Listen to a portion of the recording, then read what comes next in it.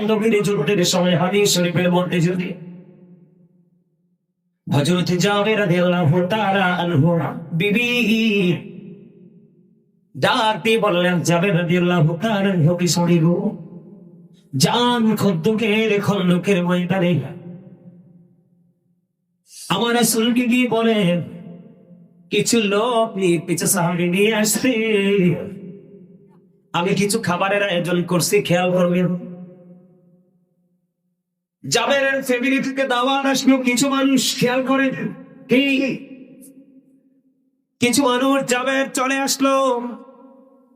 হযরত জাবের রাদিয়াল্লাহু তাআলা আনহু এসে দেখে বলছে, ইয়া রাসূলুল্লাহ, কিছু সাহাবী নিয়ে চলে আসে, আমার বাড়িতে কিছু খাবারের আয়োজন করেছি গো নবী। নবীজিকে দাওয়াত দিলেন কিছু লোক নিয়ে যাওয়ার জন্য। কিন্তু বন্ধু খেয়াল করেন হাদিস শরীফের ভাষা কত মজা রে। নবীজি সঙ্গে সঙ্গে ডাক দিলেন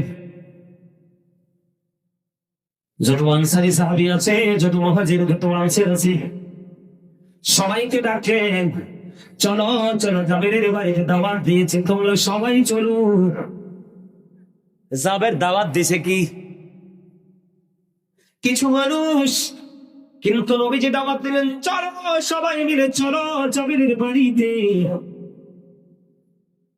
সকলে চলো, সবাই আমরা জাবেরের বাড়িতে রওনা হলো। এখন হযরত জাবের রাদিয়াল্লাহু তাআলা দৌড়ে চলে গেলেন বিবির কাছে গিয়ে বলতেছে, বিবি গো, আমি তো বলেছি নবীজিকে কিছু সাহাবী নিয়ে আসার জন্য,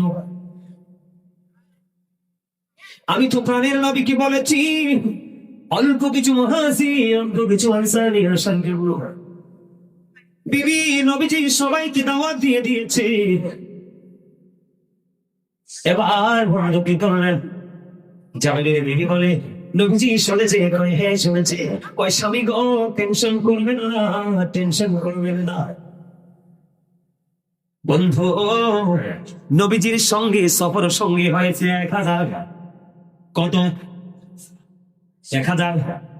আপনাদেরকে বোঝানোর জন্য বলছি, 1000 মানুষ কি সহজ মনে করছেন? 1000 মুহাজির, 1000 আনসার নবীজির সঙ্গে বন্ধু রওনা দিল।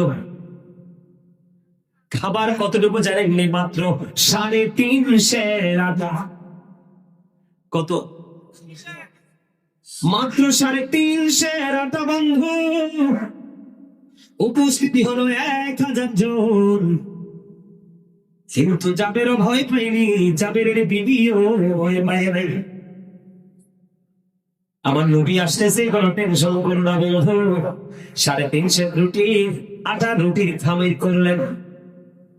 আমাদের মা বোনেরা দেখবেন সকালে রুটি বানাইলে রুটির খামির বানাই কি বানায় না। আর একটা ছাগলের বাচ্চা একটা পাতিলের মধ্যে রান্না করতে দিচ্ছে, নবীজি বলছে যাবে ভাতটা উঠাইও না, আমার কাছে নিয়ে আসো।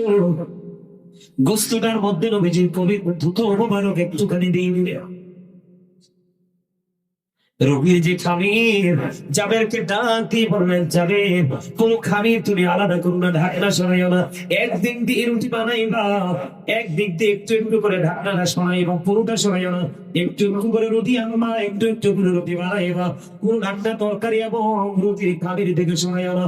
এবার বন্ধু একদিক দিয়ে রুটি বানাই রে, আরেক দিক দিয়ে বন্ধু গোস্ত সব রুটি খাইতে দেয়। এক এক করে 1000 মুহাজির আনসার শেষ করে ফেললো। এবার সরাইয়া দেখে যেমন গোস্ত তেমন রয়ে গেছে রে, যেমন রুচির খামির তেমনই রয়ে গেছে। মনে হয় যেন কেউ এখান থেকে বক্ষণি করে নাই। জোরে জোরে বলুন না সুবহানাল্লাহ।